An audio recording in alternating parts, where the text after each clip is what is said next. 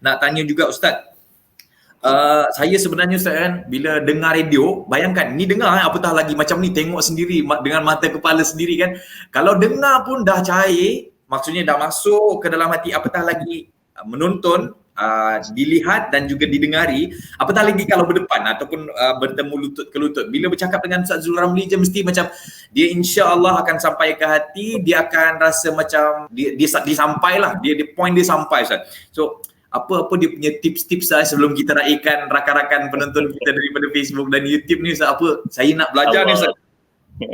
Allahu Akbar. Itu jauh sangat tu, mungkin kena tanya pada murabbi-murabbi lain ya. Saya sangat kerdil mungkin untuk menjawab secara langsung soalan tadilah. Tetapi saya mungkin diajar bahawa pertama sekali kalau kita nak bercakap dengan orang, kita tak boleh rasa kita pandai. Ya, kita kena buang bahawa kita tu pandai. Ini berdasarkan kepada hadis Nabi ya sallallahu alaihi wasallam. Kata Nabi, rubba muballighin aw amin sami'in. Ya, Nabi sebut sebelum itu, nadarallahu ra'an sami'a minna syai'an faballaghahu kama sami'ahu farubba muballighin aw amin sami'in. Kata Nabi, Allah akan beri cahaya, kata Nabi, kepada orang yang mendengar daripada kami dan menyampai seperti mana yang didengar. Berapa ramai, kata Nabi, orang yang disampai itu lebih cerah daripada orang menyampai. Jadi konsep yang Nabi ajar, rupanya kita ni bukan rasa aku ni pandai, aku nak ajar orang. Aku ni baik, aku nak bagi orang baik. Dia adalah kita sebagai sangat hamba yang lemah, yang dhaif, tetapi aku hanya ingin sampai. Jadi mungkin di hadapan kita tu orang-orang alim, tetapi kita bukan nak menyampai mereka, bukan nak mengajar mereka. Hatta pada orang jahil juga kita bukan nak mengajar mereka, kita hanya nak sampai. Sebab aku ini hanya medium, aku ni hanya agent daripada, katalah kalau kita nak sampai satu perkara, aku nak menyampaikan perkara itu. Dan benda ini menyebabkan kita tak perlu nak konfrontasi dengan sesiapa. Ya, sebab kalau kita rasa pandai, tiba-tiba ada orang tunjuk pandai, kita akan nak tunjuk lebih pandai, dan perkara ini akan merosakkan kita ya. Jadi sebab itu saya kira kita dan kita lihat orang, semua orang itu lebih baik daripada aku ya, orang lebih mulia daripada aku. Bukan kita rasa kita mulia maka sebab itu kita duduk di atas podium kita memberi pidato dah ya. Orang di hadapan aku semua lebih baik. Jadi mungkin perkara itu yang membentuk kita, dan kita akan bercakap dengan mereka sebab aku hanya tukang sampai. Apa yang aku baca, apa yang aku dapat, apa yang aku pelajari, apa yang aku lalui dalam hidup, itu yang aku nak kongsikan dengan seramai mungkin. Tak lebih dan tak kurang daripada itu.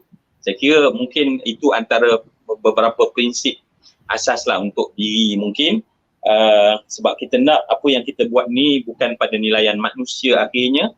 Kita nak Allah tengok kita, Allah beri sayang dia pada kita, Allah nilai kita, dan akhirnya walaupun mungkin manusia akan mencemooh, mungkin manusia akan membenci, kita kena lihat adakah cemuhan itu benar. Sebab kadang-kadang betul Imam Ghazali kata kamu tidak boleh, kadang-kadang kamu tidak boleh melihat kebaikan daripada kawanmu. Sebab kawan yang baik, saya macam Coach Rizal lah, takkan Coach Rizal nak tegur saya, Zul Ramli kamu diam-diam, banyak benda yang dia nak tegur saya. Tetapi seorang yang benci kita, dia akan tulis macam-macam. Jadi kalau kita benar-benar nak kebaikan, bila orang benci bercakap, ambil perhatian. Sebab di dalam tu ada sebenarnya ilmu daripada Allah yang Allah nak sampaikan kepada kita. Jadi semua ini yang saya kira untuk kita semualah, terutamanya mungkin para pendakwah, para guru, hatta mungkin para alim sekalipun. Sebab itulah para ulama dahulu, mereka itu memakai selendang tawaduk. Dengan sebab selendang tawaduk itulah akhirnya ilmu mereka sampai kepada masyarakat.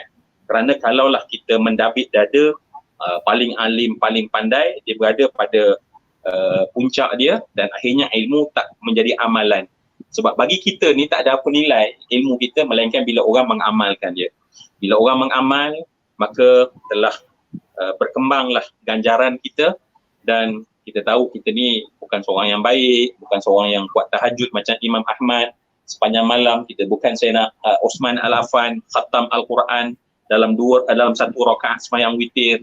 Jauh sangat. Jadi mungkin yang kita nak adalah bila kita bercakap, orang mendapat sesuatu, dan sebab itulah kita kena cuba betul-betul macam tukang masak dimasak betul-betul supaya orang boleh menikmati makanan yang dimasak tu, insya-Allah.